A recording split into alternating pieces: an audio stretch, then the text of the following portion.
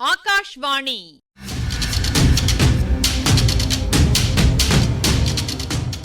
பொன்னியின் செல்வங்கள் வாசிப்பும் ஆய்வும். வாசிப்பவர் ராமசுவாமி சுதர்சன் அவர்கள்.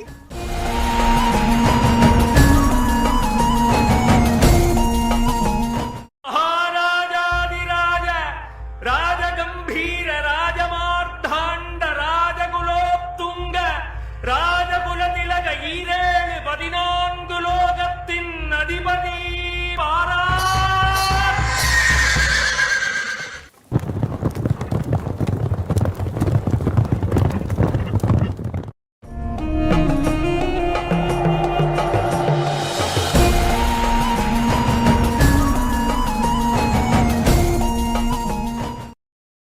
அனிருத்த பிரம்மராயரும் ஆழ்வார்க்கடியானும் தொடர்ந்து சம்பாஷித்துக் கொள்ளுகின்றார்கள். சில நாளைக்கு முன்னால் பொதிகைமலை சிகரத்தில் ஒரு தவயோகியை பார்த்தேன். அவர் ஞானக்கண் படைத்த மகான். அவர் என்ன சொன்னார் தெரியுமா? யானைக்கு ஒரு காலம் வந்தால் பூனைக்கு ஒரு காலம் வரும். இப்போது தென்னாடு மேம்பாடு அடையும் காலம் வந்திருக்கிறது. வெகு காலமாக இப்புண்ணிய பாரத பூமியில் பெரிய பெரிய சக்கரவர்த்திகளும் வீராதி வீரர்களும் ஞானப் பெருஞ்செல்வர்களும் மகா கவிஞர்களும் வடநாட்டிலேயே அவதரித்து வந்தார்கள். ஆனால் வடநாட்டை சீக்கிரம் கிரகணம் பீடிக்கப் போகிறது. இமயமலைக்கு அப்பாலிருந்து ஒரு மகாமுரட்டு சாதியார் வந்து வடநாட்டை சின்னாபின்னம் செய்வார்கள். கோயில்களையும் விக்கிரகங்களையும் உடைத்து போடுவார்கள். சனாதன தர்மம் பேராபத்துக்கும் உள்ளாகும். அப்போது நமது தர்மம், வேத சாஸ்திரம், கோயில் வழிபாடு ஆகியவற்றையெல்லாம் தென்னாடுதான் காப்பாற்றி தரப்போகிறது. வீராதி வீரர்களான சக்கரவர்த்திகள் இந்த தென்னாட்டில் தோன்றி 4 திசைகளிலும் ஆட்சி செலுத்துவார்கள். மகா ஞானிகளும் பண்டிதோத்தமர்களும் பக்த சிரோமணிகளும் இந்த தென்னாட்டில் அவதரிப்பார்கள் என்று இந்த வகையில் அந்த பொதிகை மலை சிவயோகி அருளினார். அந்த யோகியின் தீர்க்க தரிசனம் உண்மையாகும் என்ற நம்பிக்கை எனக்கு இப்போது பிறந்திருக்கிறது. திருமலை சுவாமி, தாங்கள் ஏதேதோ ஆகாச கோட்டைகள் கட்டி கொண்டிருக்கிறீர்கள். ஆனால் அங்கே ராஜ்யத்தின் அஸ்திவாரத்தையே தகர்த்தெறிய பார்க்கின்றார்கள். குருதேவரே, நான் பார்த்ததையெல்லாம் தாங்கள் பார்த்து, நான் கேட்டதையெல்லாம் தாங்களும் கேட்டிருந்தால் இவ்வளவு குதூகலமாயிருக்க மாட்டீர்கள். இந்த சோழ சாம்ராஜ்யத்துக்கு ஏற்பட போகும் அபாயத்தை நினைத்து கதிகலங்குவீர்கள். திருமலை, ஆம், நான் மறந்து விட்டேன். அதிக உற்சாகம் என் அறிவை மூடிவிட்டது. நீ உன் பிரயாணத்தில் தெரிந்து வந்த செய்திகளை இன்னும் நான் கேட்கவே இல்லை. சொல், கேட்கிறேன். எவ்வளவு பயங்கரமான செய்திகளாயிருந்தாலும் தயங்காமல் சொல். சுவாமி, இங்கேயே சொல்லும்படி ஆக்ஞாபிக்கிறீர்களா? நான் கொண்டு வந்த செய்திகளை வாயு பகவான் கேட்டால் நடுங்குவாரே. சமுத்திரராஜன் கேட்டால் ஸ்தம்பித்து நிற்பார். பட்சிகள் கேட்டால் பறக்கும் சக்தியை இழந்து சுருண்டுவிடும். ஆகாசவாணியும் பூமாதேவியும் கூட அலறி விடுவார்கள். அப்படிப்பட்ட செய்திகளை இங்கே பகிரங்கமாகச் சொல்லும்படியா பணிக்கிறீர்கள் என்றான் ஆழ்வார்க்கடியான். அப்படியானால் வா. காற்றும் கனலும் புகாத பாதாள குகை ஒன்று இந்த தீவிலே இருக்கிறது. அங்கே வந்து விவரமாகச் சொல் என்றார் அனிருத்த பிரம்மராயர். வந்தியத்தேவன் நாகத்தீவின் முனையில் இறங்கி மாதோட்டத்தை நோக்கிப் போய்க் கொண்டிருந்த அதே சமயத்தில் அனிருத்த பிரம்மராயரும் ஆழ்வார்க்கடியானும் சாம்ராஜ்ய நிலைமையைப் பற்றி விவாதித்துக் கொண்டிருந்த அதே நேரத்தில் குந்தவை தேவியும் கொடும்பாளூர் இளவரசி வானதியும் அம்பாரி வைத்த ஆனை மீது ஏறி தஞ்சை நகரை நெருங்கிக் கொண்டிருந்தார்கள். இளைய பிராட்டி சில காலமாக தஞ்சைக்குப் போவதில்லை என்று வைத்துக் கொண்டிருந்தாள். இதற்கு பல காரணங்கள் இருந்தன. தஞ்சையில் அரண்மனை பெண்டிர் தனித்தனியாக வசிக்கும்படியாக போதிய அரண்மனைகள் இன்னும் உண்டாகவில்லை. சக்கரவர்த்தியின் பிரதான அரண்மனையிலேயே எல்லா பெண்டிரும் இருந்தாக வேண்டும். மற்ற அரண்மனைகளையெல்லாம் பழுவேட்டரையர்களும் மற்றும் பெருந்தரத்து அரசாங்க அதிகாரிகளும் ஆக்கிரமித்துக் கொண்டிருந்தார்கள். பழையாறையில் அரண்மனை பெண்டிர் சுயேச்சையாக இருக்க முடிந்தது. விருப்பம்போல் வெளியில் போகலாம், வரலாம். ஆனால் தஞ்சையில் வசித்தால் பழுவேட்டரையர்களின் கட்டுப்பாடுகளுக்கு உட்பட்டுத் தீர வேண்டும். கோட்டைக்குள்ளும் அரண்மனைக்குள்ளும் இஷ்டம்போல் வருவதும் போவதும் இயலாத காரியம். அம்மாதிரி கட்டுப்பாடுகளும் நிர்பந்தங்களும் இளைய பிராட்டிக்கு பிடிப்பதில்லை. அல்லாமலும் பழுவூர் இளையராணியின் செருக்கும் அவளுடைய அகம்பாவ நடத்தைகளும் குந்தவை பிராட்டிக்கு மிக்க வெறுப்பை அளித்தன.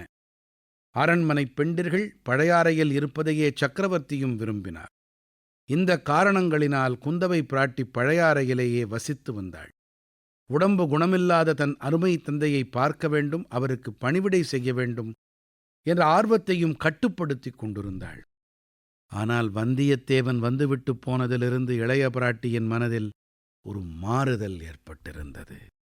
ராஜரீகத்தில் பயங்கரமான சூழ்ச்சிகளும் சதிகளும் நடைபெற்றுக் கொண்டிருக்கும்போது நாம் பழையாறையில் உல்லாசமாக நதிகளில் ஓடம் விட்டு கொண்டும் பூங்காவனங்களில் ஆடிப்பாடிக்கொண்டும் காலங்கழிப்பது சரியா? தமையன் தொண்டை நாட்டில் இருக்கிறான், தம்பியோ ஈழ நாட்டில் இருக்கிறான். அவர்கள் இருவரும் இல்லாத சமயத்தில் ராஜ்யத்தில் நடக்கும் விவகாரங்களை நாம் கவனித்தாக வேண்டுமல்லவா? தலைநகரில் அவ்வப்போது நடக்கும் நிகழ்ச்சிகளை அந்தரங்க தூதர்கள் மூலம் அறிவிக்க வேண்டும் என்று தமையன் ஆதித்த கரிகாலன் கேட்டுக்கொண்டிருக்கிறானே. பழையாறையில் வசித்தால் தஞ்சையில் நடக்கும் காரியங்கள் எப்படி தெரிய வரும்? வந்தியத்தேவன் அறிவித்த செய்திகளோ மிக பயங்கரமாயிருந்தன. பழுவேட்டரையர்கள் தங்கள் அந்தஸ்துக்கு மீறி அதிகாரம் செலுத்தி வந்தது மட்டுமே இதுவரையில் இளைய பிராட்டிக்கு பிடிக்காமல் இருந்தது. இப்போதோ சிம்மாசனத்தைப் பற்றியே சூழ்ச்சி செய்ய ஆரம்பித்து விட்டார்கள். பாவம், அந்த பரமசாது மதுராந்தகனையும் தங்கள் வலையில் போட்டுக் கொண்டார்கள். சோழ நாட்டு சிற்றரசர்களையும் பெருந்தரத்து அதிகாரிகள் பலரையும் தங்கள் வசப்படுத்திக் கொண்டார்கள். எந்த நேரத்தில் என்ன நடக்குமோ தெரியாது. இவர்களுடைய சூழ்ச்சியும் வஞ்சனையும் துராசையும் எந்த வரையில் போகும் என்று யார் கண்டது? சுந்தர சோழரின் உயிருக்கு உலை வைத்தாலும் வைத்து விடுவார்கள். மாட்டார்கள் என்று எப்படிச் சொல்ல முடியும்? சக்கரவர்த்தியின் புதல்வர்கள் இருவரும் இல்லாத சமயத்தில் அவருக்கு ஏதாவது நேர்ந்து விட்டால் மதுராந்தகனை சிம்மாசனத்தில் ஏற்றி வைத்து விடுவது எளிதாயிருக்கும் அல்லவா? இதற்காக என்ன செய்தாலும் செய்வார்கள். அவர்களுக்கு யோசனை தெரியாவிட்டாலும் அந்த ராட்சசி நந்தினி சொல்லிக் கொடுப்பாள்.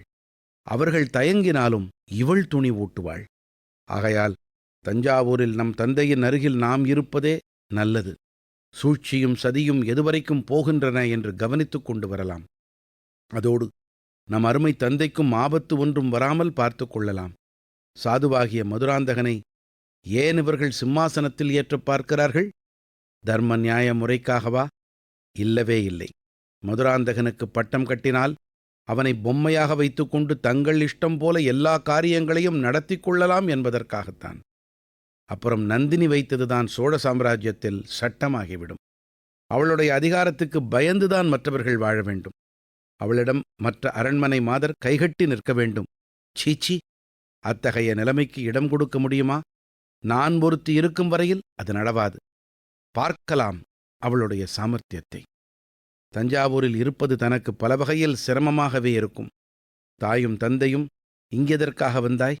பழையாறையில் சுகமாக இருப்பதை விட்டு என்று கேட்பார்கள். சுயேச்சை என்பதே இல்லாமற் போய்விடும். தன்னுடைய திருமணத்தை பற்றிய பேச்சை யாரேனும் எடுப்பார்கள். அதை கேட்கவே தனக்கு பிடிக்காது. நந்தினியை சில சமயம் பார்க்கும்படியாக இருக்கும். அவளுடைய அதிகாரச் செருக்கை தன்னால் சகிக்க முடியாது. ஆனால் இதையெல்லாம் இந்தச் சமயத்தில் பார்த்தால் சரிப்படுமா? ராஜ்யத்துக்கு பேரபாயம் வந்திருக்கிறது. தந்தையின் உயிருக்கு அபாயம் நேரலாம் என்ற பயமும் இருக்கிறது. இப்படிப்பட்ட சந்தர்ப்பத்தில் நாம் இருக்க வேண்டிய இடம் தஞ்சையே அல்லவா? இவ்வளவையும் தவிர வேறொரு முக்கியமான காரணமும் இருந்தது. அது வந்தியத்தேவனை பற்றி ஏதாவது செய்தி உண்டா என்று தெரிந்து கொள்ளும் ஆசைதான். வந்தியத்தேவன் கோடிக்கரை பக்கம் போயிருக்கிறான் என்று தெரிந்து அவனை பிடித்து வர பழுவேட்டரையர்கள் ஆட்கள் அனுப்பியிருப்பதை பற்றி இளைய பிராட்டி கேள்விப்பட்டாள். புத்தி யுத்திகளில் தேர்ந்த அந்த இளைஞன் இவர்களிடம் அகப்பட்டுக் கொள்வானா? ஒருவேளை அகப்பட்டால் தஞ்சாவூருக்குத்தான் கொண்டு வருவார்கள். அந்தச் சமயம் நாம் அங்கே இருப்பது மிக அவசியமல்லவா? ஆதித்த கரிகாலன் அனுப்பிய தூதனை அவர்கள் அவ்வளவு எளிதில் ஒன்றும் செய்துவிட முடியாது. ஏதாவது குற்றம் சாட்டித்தான் தண்டிக்க வேண்டும். அதற்காகவே சம்புவரையர் மகனை முதுகில் குத்திக் கொல்ல முயன்றதாக குற்றம் சாட்டியிருக்கிறார்கள். அது பொய் என்பதில் சந்தேகமில்லை. ஆனால் அது பொய் என்பதை நிரூபிக்க வேண்டும். கந்தன்மாறனுடன் பேசி அவனுடைய வாய்ப்பொறுப்பை அறிந்து கொள்வது அதற்கு உபயோகமாக இருக்கலாம்.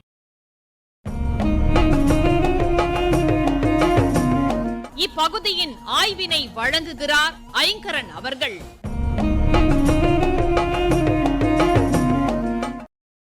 தனி மனிதன், அடுத்து அவன் குடும்பம், வீடு, தெரு, வட்டாரம், வட்டம், மாவட்டம், மாநிலம், நாடு, உலகம், இப்படி விரிவடையுது வாழ்க்கை. இதன் மையமாக இந்த தொடரை இணைக்கிற சரடாக இருக்கிறது அன்பு. அறத்தையே உயிர் நாடியாக கொண்டு அனைத்து வளங்களோட பீடு நடை போட்டு வர நம்ம நாட்டின் வளர்ச்சி பன்னெடுங்காலமாகவே வெளிநாட்டவர் கண்களை உறுத்தி வந்துகிட்டு இருக்கு. ஒரு குடையின் கீழ் ஆளுவதன் அவசியத்தை உணர்ந்த பேரரசர்கள் எவராலும் அந்த முயற்சியில வெற்றி பெற முடியல. பல காரணங்கள், முக்கியமா ஒற்றுமையின்மை. கூர்நோக்கு படைத்த மகான் ஒருத்தரின் அருள்வாக்கு அனிருத்தர் சொன்னதை கேட்டோம். பொதிகை மலை மேற்கு மலைத்தொடரின் தென்பகுதியில ஆனைமலை தொடரில் இருக்கிற பெருமை வாய்ந்த மலை. இன்னொரு பேரு அகத்திய மலை. தாமிரபரணிங்கிற பொருணை நதி இங்கேதான் தொடங்குது.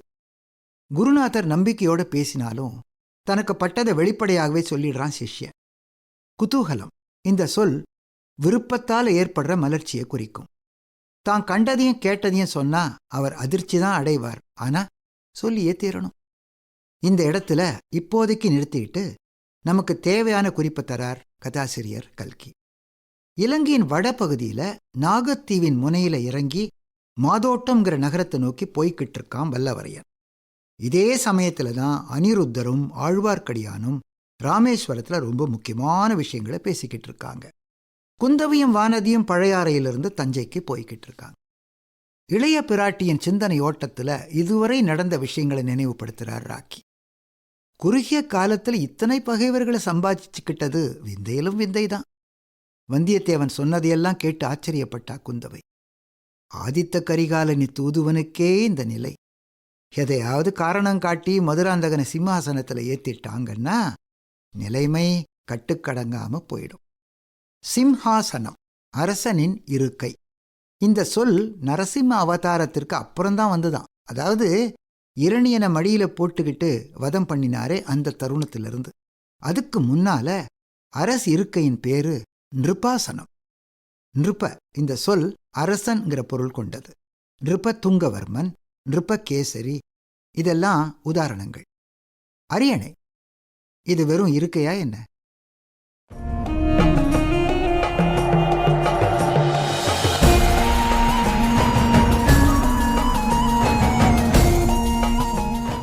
பொன்னியின் செல்வங்கள் வாசிப்பும் ஆய்வும் கேட்டீர்கள். வாசித்தவர் ராமசுவாமி சுதர்சன் அவர்கள். ஆய்வினை வழங்கியவர் ஐங்கரன் அவர்கள். படைப்பு சென்னை வானொலி நிலையம்.